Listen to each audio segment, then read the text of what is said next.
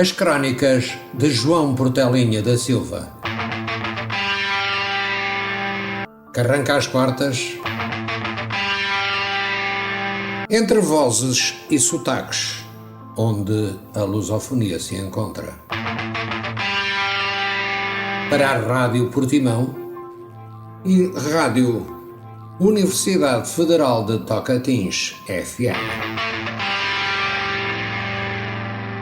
Boa tarde, queridos e gentis ouvintes. Hoje convido-vos a viajarem comigo até uma ilha onde o mar abraça a terra rubra. É deslumbrante e considerada uma das nações mais lindas da lusofonia. Foi ali, em 1864, que nasceu um dos nomes mais importantes da poesia da língua portuguesa, Caetano da Costa Alegre. Filho de uma família cabo-verdiana, radicada em São Tomé e Príncipe, cresceu entre o cheiro da maresia, o aroma do peixe grelhado na rua, os sons do batuque, o som das ondas batendo nas pedras negras e a serenidade de uma ilha que, sem saber, preparava um poeta para a história, para a posteridade. Em 1882, ainda muito jovem, embarcou para Portugal. Não foi apenas uma viagem, foi um desenraizamento. Deixou para trás o calor do Atlântico e encontrou uma sociedade onde a cor da pele passou a definir a forma como era visto. Em Lisboa, ingressou na Faculdade de Medicina Naval, mas o seu maior talento não foi curar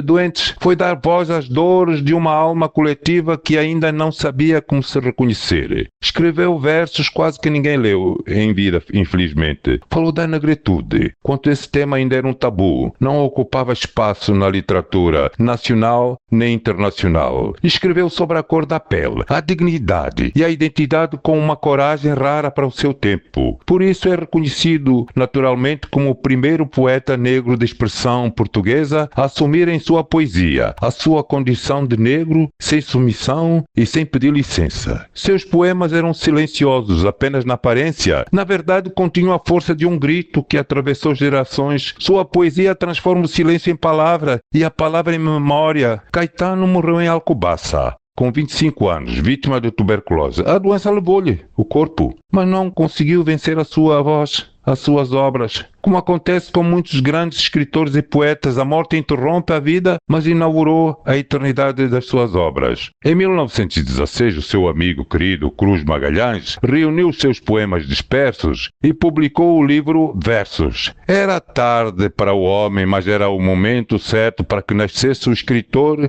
que o tempo jamais esqueceria. Hoje, Caetano é lembrado como precursor da literatura santomense e como um dos grandes pioneiros da literatura africana de expressão portuguesa. Entre os seus poemas conhecidos estão A Negra, que é considerado um marco da poesia da negritude em língua portuguesa, poema em que a mulher negra emerge como presença estética, humana, simbólica, numa época em que a literatura raramente lhe concedia a centralidade e a dignidade poética.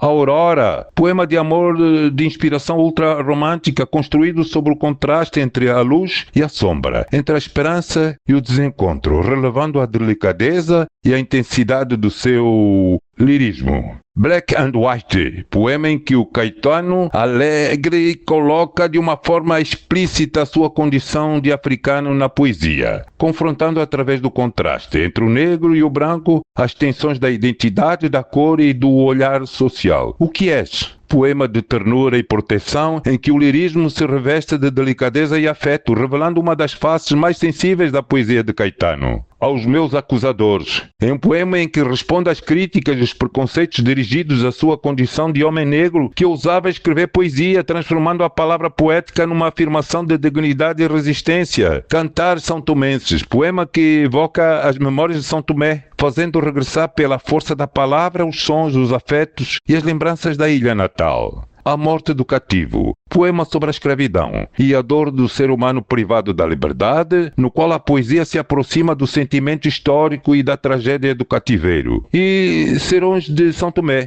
a evocação das noites da ilha de São Tomé, das suas atmosferas, memórias e intimidades, como se o poeta, distante da terra natal, regressasse a ela através das lembranças. Os estudiosos o classificam como romântico tardio ou ultrarromântico. Mas a sua maior inovação foi outra. Abriu caminho para que muitos escritores africanos pudessem afirmar através da poesia a sua identidade e a sua história. E permita-me terminar com uma pequena imagem. Seu sobrenome Costa lembra certamente o lugar das partidas e das chegadas. E o nome Alegre lembra a alegria de sabermos que a verdadeira poesia nunca morre.